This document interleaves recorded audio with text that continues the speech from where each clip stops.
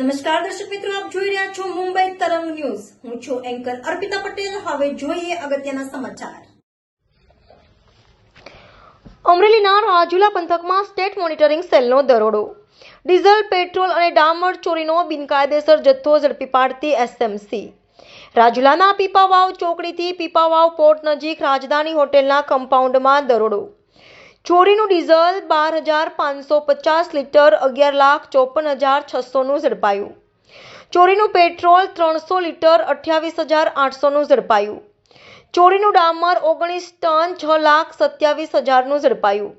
એક ટેન્કર, એક 4 વ્હીલ વાહન, 3 મોબાઈલ, રોકડ 33,970 સહિત 34,17,000નો મુદ્દામાલ ઝડપાયો.